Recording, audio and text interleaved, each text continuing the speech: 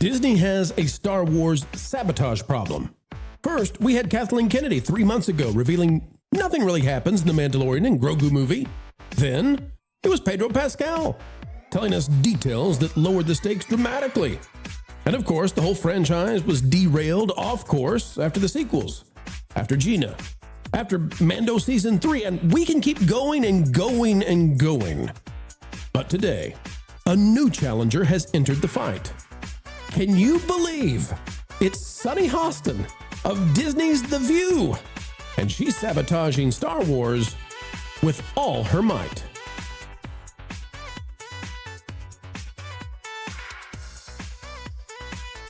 Hello, folks, and welcome to Mando Eve.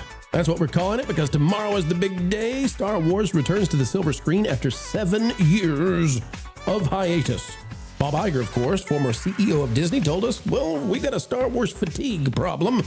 I'll guarantee you they fixed that. Nobody's fatigued anymore. People are just mocking the thing. All right, ladies and gentlemen, click the like button. Let's dive in right now.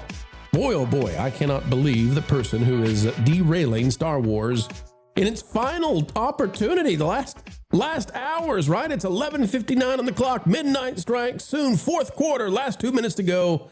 And The View, Sunny Hostin stepping in to screw over Lucasfilm. From MRC Newsbusters, Sunny Hostin calls for open Andor-style rebellion to fight Trump and the GOP. Me, oh my. Can you believe this? All right, Sunny, get up here. What did you say? What did you say, Sunny? What have you done, Sunny? Here we go. It's from a Behind the Table podcast. You know, you want to lead by example and you want to be above the fray. That is not how this Republican, Trumplican party works. Mm-hmm. And we are feeling the result of not having a resistance, of valuable resistance. You do really have to watch Andor, let me tell you. That's I all know, about the you've been telling me about Andor. Well, we're such both sci-fi and fantasy fans. It'll change your life, and it's all about forming a rebellion. I'm gonna start that. We need to form a rebellion. Do you think a true resistance? All right. Disney needed that. Star Wars needed that. They definitely needed that. I mean, on the list of stuff that would help them with this box office, I can't tell you how much they're so darn happy. Josh D'Amaro and the Wall Street guys who have taken control of the company away from Bob Iger and the propaganda sycophants, they're just so pleased that Sunny Hostin of their own show, The View, stepped out and said, yeah, we need an Andor-style resistance. We need a rebellion against Trump. Anybody out there watch Andor? Anybody notice that there was some kinetic action? Is Sunny Hostin calling for kinetic action? Do you know what that means, ladies and gentlemen? We mean laser beams, right? Sunny Hostin of The View. Now, here's the question. Does this go viral, right? Is this going to be on Fox News tonight? Is this going to be on the other places that would put this out there? Because, and they watch this channel, and you know they watch this channel, and they go and they put this stuff out there. If Sunny Hostin trends tonight with this statement, and it makes sense for the news outlets to do this. It's the Mandalorian time. So how do you get a lot of views, a lot of eyeballs on your TV? Sunny Hostin calling for, at the time the movie comes out, a Star Wars-style rebellion against the Orange Man. Isn't it just fascinating? This is the situation Disney finds itself in, and it's of their own doing. Because they refuse to let go of these people who have no idea what they're doing. They're clueless, they're terrible, they're awful. And Disney continues to keep them in place. We've seen this with Pedro Pascal. We've seen it with Kathleen Kennedy. We've seen it with so many others. The Andor guy, at least they kept him quiet until the show was over. And then he came out and said, yep, it's totally allegory for taking down the Orange Man. This is, by the way, I mean, The View has got them in trouble with the FCC. They're facing all kinds of billion-dollar decisions there. And it just keeps going and going. I want to show you how this happens, though, okay? Because Sunny is comfortable. Sunny is comfortable that while the company she works for is getting ready to relaunch Star Wars, she's very comfortable with doing an interview where she says, yeah, let's interject Star Wars into politics and let's use it for our own political gain. Here's how that happens. Let me show you some recent clips from The View, and then I think you'll understand the bubble that these people live in. From what I'm talking about is not supporting the president. I'm talking about people. Is this going to be filled with audio? Come on now. Oh, I don't know how to care about the pool. Yeah, I don't know how to care about the pool because she doesn't know how to care about the pool. What pool are we talking about? Well, the audio's playing, so we can't use it, right? Because we get hit with the audio.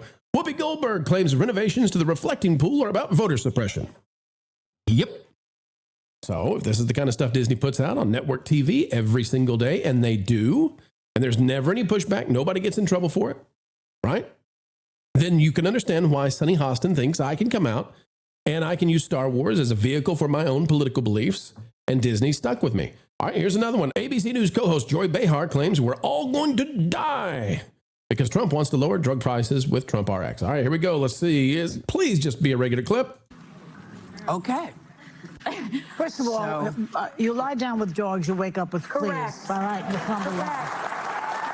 And you know, I like Mark Cuban. I've always liked him, but this is a mistake. And once Trump puts his name on prescriptions, we're all going to die. Okay? Yeah. He put his name on the Trump shuttle, the Trump vodka, the Trump University, the Trump hotel, and my favorite, the casinos that all went bankrupt. Yeah. The drugs do not go there. The drugs Mark. don't actually have his name. They're existing drugs. Whatever. It's a If he's marketplace for- involved with it. No, I literally wait. a medication that I had to take for IVF is a 1/10 of the price on Trump RX. I don't, whatever, it's tacky that his name is on it. Mark Cuban has dedicated his life to bringing down prescription drug costs. The average family, 1/3 of Americans cut back on essential foods and utilities to be able to cover their prescription drug costs. You're not going to convince me that just because Trump's involved, we should be like, screw it, don't bring down prescription.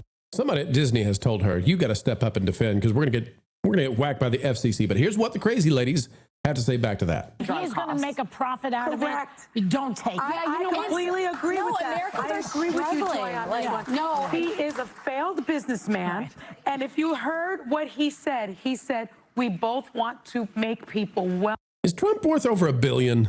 I'm not trying to be a political channel, but this is Disney. These are Disney women. And listen, if being worth more than $1 billion is a failed businessman, I want to be a failed businessman. Please let me be a failed businessman if it means I'm a billionaire. Healthy. He didn't say So healthy. I should pay He 10 said- times more he for said my wealthy, which medication. means to me that there's something in it for him. This is not a well-intentioned The person. presidency Okay, Lord. I don't know how you all can stand to listen to that and watch that. I know you don't, but you know what I mean. I mean, other people. I don't see how people can stand to listen to that. It's harpies squawking into the cameras. Oh my gosh. It's not a reasonable conversation. Okay, that said, how do we arrive at a situation where Sonny Hostin thinks that she has the power to undo in the last hour her company's efforts to promote Star Wars by using it as a political device? Because you just saw. Because Disney has been weak. Disney has not reeled this in.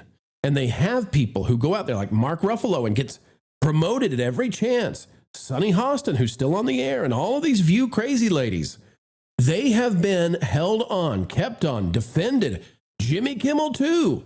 And now you can't contain the crazy anymore because they've escaped. And they're not coming back, and they're not going to let you be in charge. I'll play it again one more time, what Sonny had to say about Star Wars. But notice she has no qualms about this. These kind of statements, if this takes off on Fox, if it takes off, on the Daily Wire or wherever it is, maybe just online on social, maybe it's right here, wherever it takes off, this is a multi-million dollar kind of statement that connects Star Wars with the idea of whatever the purple-haired rebellion is. And people are over it. They're sick of it. One more time, what she had to say. You want to lead by example and you want to be above the fray. That is not how this Republican, Trumplican party works. Mm-hmm. And we are feeling the result of not having a resistance, of valuable resistance. You do really have to watch Andor, let me tell you. It's I all know, about the you've been telling me about you. Andor. Well, we're such both sci-fi and fantasy fans. It'll change your life, and it's all about forming a rebellion. I'm gonna start that. We need to form a rebellion. And why do I play it one more time? What killed Star Wars? At least in part, what killed Star Wars? Now, you know the Gina Carano situation that damaged Star Wars. You know that the first 2 seasons of The Mandalorian are distinctly different from everything we've had, but you also know the sequel trilogies, and you know that they took pleasure in destroying Star Wars. You know they took pleasure in it. We saw the pictures, right, of them crossing out Luke Skywalker inside the Lucasfilm offices. You know that Kathleen Kennedy wanted to completely transform this. The Force is female, right? Part of what has destroyed Star Wars is they politicized Star Wars. They did it intentionally. They wanted to take this thing over. They wanted to destroy it. They wanted to make it into something that it was not. Now, I get that George Lucas initially was doing an allegory for the Vietnam War and for other things too, right? Going back to World War II. I understand all of that. But to make this something that in modernity was speaking to a very unpopular and divisive idea in today's politics, that was a horrible multi-billion-dollar mistake, and they continue to do this. The Andor stuff. Can Filoni change things? Well, Filoni believes in this stuff, I believe. But somebody at Wall Street is going to say, we can't do this anymore. And people like Sonny Hostin, they are parasitic in their relationship to Disney. They do not have any goodwill towards the House of Mouse. They're anti-meritocracy. They're anti-capitalist. They barely skim their way above the legal cases and legal systems catching them and stuff. And here's the deal, folks. Jimmy Kimmel, Kathleen Kennedy, Pedro Pascal, Mark Ruffalo, and so many others continue to damage Disney in ways that Wall Street surely must be upset about. But thus far, they're determined to keep the Hollyweirds happy with them and not bring them back into the mainstream middle, the sensible center where money is made. I think, folks, it's insane. And I think that every time that they have the ladies of The View hop in together and talk about crazy stuff like Trump wants to kill you with medicine. Oh, every time they do this, and it's every single day, all they're doing is they're telling the crazies inside the company, it's okay. But if you're a conservative Christian or you're somebody who just wants to be like a centrist, shut up, you'll be hauled in front of PR. But if you're crazy like them, we esteem them. That's the problem. Being esteemed by being put into these places of power and prestige, supposedly, fighting against the FCC, fighting against the market, fighting against the advertising partners every single day. Josh D'Amaro, it's time to change. It's time to bring that change to The View. It's time to change that tone on late night. And it's time to get back to not damaging your properties. Every time we release a Disney movie, it's always this stuff. It's always this junk. So many of the other studios don't have to face this. They don't have to worry about their own employees going out and saying, yeah, well, you know what this is really about? This is really about waging an actual physical war against the White House. And it's the playbook for how we do it. Let's go watch that. Oh, my gosh. What a horrible way to promote a film. And Sonny Hostin and the others, they're just awful for Disney. They're just awful for them. So masochistic, that's the mouse these days. And that's the mouth of Sonny Hostin and the others. Folks, sorry to bother you with more glum news for Star Wars, but it is the way these days. All right, the way for us and for you to send this out far and wide across the YouTubes is to click that like button, drop a comment, let us know what do you think is going to happen with the box office this weekend for The Mandalorian. We've got a new article out on that Park Place that looks at how this will perform compared to Jon Favreau's other blockbuster hits. You got to go read it, I promise. Join us for the Pro Show tonight as we do our preview of what's going to happen tomorrow. We'll be on at 9 p.m. Eastern, live with Lauren and more. And of course, tomorrow we'll have the review live out of the theater for The Mandalorian and Grogu at 10 p.m. Eastern. Folks, until the next time, we have the pleasure, the honor, and the responsibility of spending time together. Keep learning, keep growing, and as always, keep having fun.